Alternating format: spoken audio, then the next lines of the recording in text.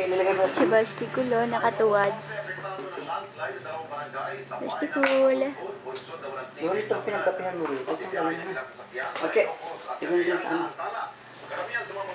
Ito pa. Ayun pa pala.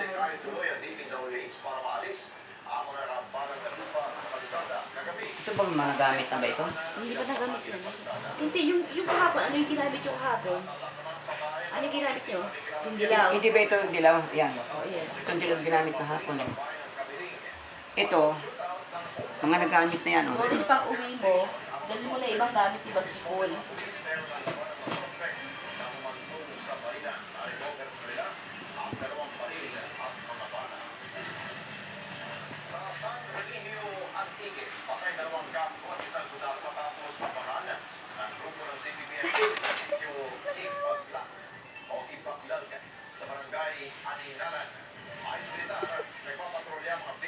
Parang si Tweety Bird.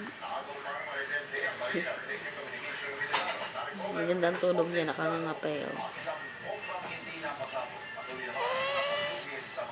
Ayaw niya talaga. Parang uod eh, no?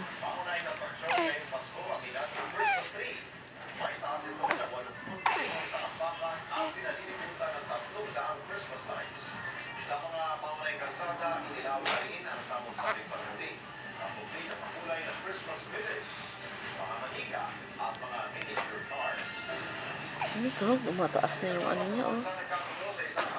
Ibalik mo na siya sa pagkakahiga niya. Nahihirapan eh. Hindi, maganda. Sige na nga. Nahihirapan eh, no? Ibon na ako. Balik mo na. Hindi siya komportable eh. Komportable nga siya eh.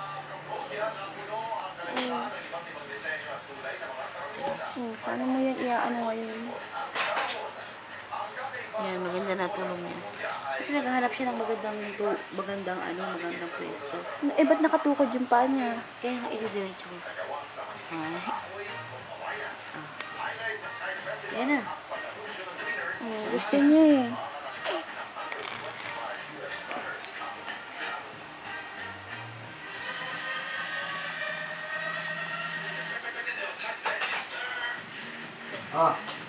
Yung ano, ilaman dyan,